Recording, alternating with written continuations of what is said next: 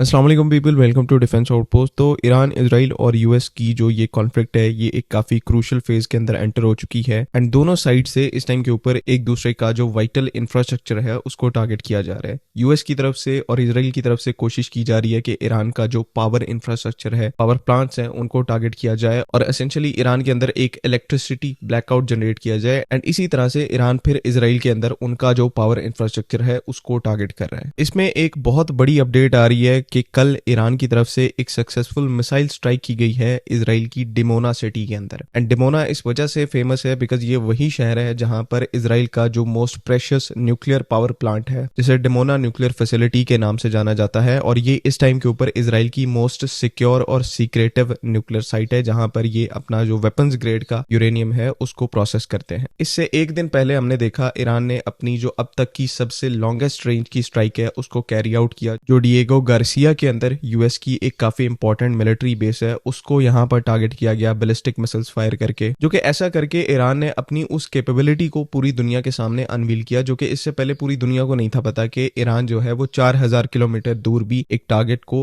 Strike करने की capability रखता है। लेकिन अब उनको पता लग गया है और इसने एक नया स्टैंडर्ड सेट कर दिया है कि Iran as far as Europe तक किसी भी टारगेट को स्ट्राइक करता है अगर यूरोप ईरान के अगेंस्ट में वॉर में एंटर होने की कोशिश करता है। तो दिन ब दिन इस चीज की इंडिकेशंस आ रही हैं कि ईरान अपने आप को हार्डन करके दुनिया के लिए एक दूसरा यूक्रेन बनता जा रहा है। जिस तरह से शुरू के अंदर लोगों को लगा था कि जब रशिया यूक्रेन के ऊपर अटैक करेगा तो एक दो दिन में यूक्रेन जो है वो पूरे तरीके से खत्म हो जाएगा, कोलैप्स कर जाएगा, इनकी गवर्नमेंट जो है वो भाग जाएगी, इनकी मिलिट्री यहाँ पर नहीं होगी। लेकिन आज उस वॉर को 3 से 4 साल होने वाले हैं और 3 से 4 सालों में रशिया कॉन्स्टेंटली यूक्रेन के अंदर पिन डाउन है, यानी कि फंसा हुआ है। अब ईरान जो है इस टाइम के ऊपर नया यूक्रेन है और यहाँ पर फंसता कौन जा रहा है? यूएस और इजराइल। बिकॉज जिस तरह से रशिया ने सोचा था कि 2 से 3 दिन में यूक्रेन की जो गेम है वो ओवर हो जाएगी, उसी तरह से वेस्ट में इजराइल और यूएस ने भी यही सोचा था कि 4 से 5 दिन के अंदर ईरान के अंदर हम इतनी स्ट्राइक्स करेंगे कि वो पूरी कंट्री, उसका जो मिलिट्री सेटअप है, उसकी जो गवर्नमेंट है, पूरे तरीके से कोलैप्स कर जाएगी। 4 दिन का प्लान था, आज 22 दिन हो चुके हैं और ईरान उसी तरह से अटैक कर रहा है जिस तरह से पहले दिनों में वो कर रहा था। इवन कुछ जगहों पर ईरान की जो इंटेंसिटी है अटैक करने की वो और ज्यादा बढ़ गई है। जिस तरह से कल डिमोना के अंदर स्ट्राइक हुई तो इससे पहले इतना डीप इनसाइड इजराइल ईरान ने कभी भी टारगेट्स को हिट नहीं किया, लेकिन अब बात जो है वो इजराइल की न्यूक्लियर फैसिलिटीज तक पहुंच रही है। लेकिन अब वही बात है कि वेस्ट यहाँ पर इतने बड़े बड़े क्लेम्स कर चुका है कि वो 4 दिन में ईरान का खेल तमाम कर देंगे कि अब वो इस सिचुएशन से जो उनके अगेंस्ट में टर्न आउट हो रही है, उनको उल्टा नुकसान दे रही है, तो वो अब इससे पीछे भी नहीं हट सकते। तो ये सारी सिचुएशन तो बॉर्डर के उस पार चल रही है। अब हमारे बॉर्डर में यानी कि पाकिस्तान के अंदर सिचुएशन अगेन थोड़ी सी चेंज हो रही है। लोग तो कुछ लोग पाकिस्तान की जो ओवरऑल पोजीशन है इस मिलिट्री कॉन्फ्लिक्ट से रिलेटेड उसके ऊपर क्वेश्चन उठा रहे हैं कि पाकिस्तान यहाँ पर क्यों चुप करके बैठा हुआ है, हम क्यों नहीं जाकर ईरान को सपोर्ट करते, उनको वेपन्स प्रोवाइड करते। क्योंकि लोगों का अगेन यहाँ पर मानना है कि अगर ईरान फॉल होता है तो उसके बाद नंबर जो है वो पाकिस्तान का है। मतलब आप अपने आप को ये चीज बता रहे हैं कि ईरान जो है वो गिर जाएगा, ईरान मुकाबला नहीं कर सकता इजराइल का और यूएस का, जो कि अभी तक के लिए ईरान इन सारी बातों को गलत प्रूफ करता आ रहा है। 22-25 दिन हो गया, अभी तक ईरान पूरे तरीके से डटा हुआ है, वो पूरे तरीके से फाइट जो है एनिमी की टेरिटरी तक लेके जा रहे हैं और उल्टा यहाँ पर वेस्ट के लिए प्रॉब्लम्स खड़ी हो रही हैं कि उनकी पब्लिक जो है वो अब उठकर क्वेश्चन कर रही है कि किस बेस के ऊपर इतने बड़े बड़े क्लेम्स करके हमने जाकर ईरान के साथ फाइट चूज की है, उसके साथ लड़ने का फैसला किया है, जब हम सही तरह से उसको हरा ही नहीं पा रहे।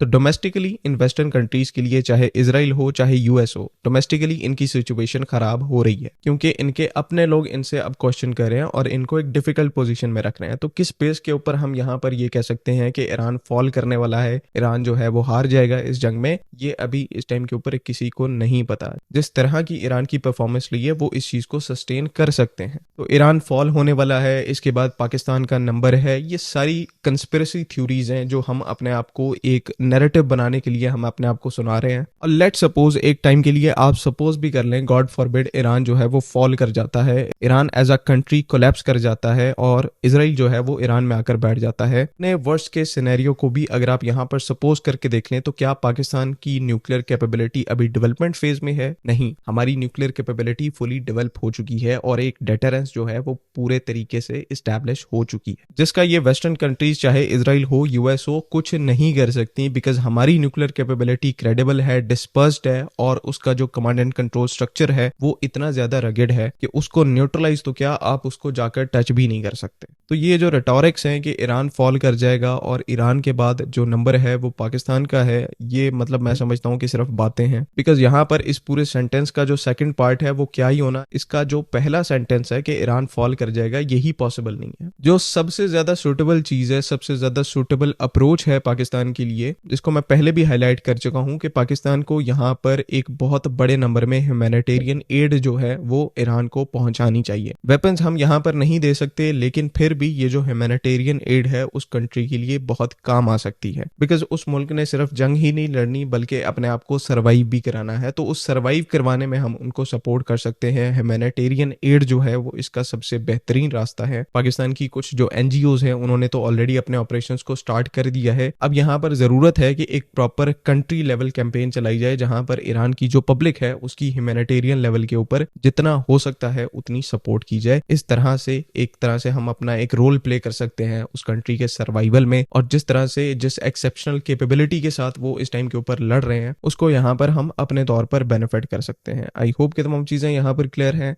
अगली वीडियो तक के लिए अल्लाह हाफिज। पाकिस्तान जिंदाबाद।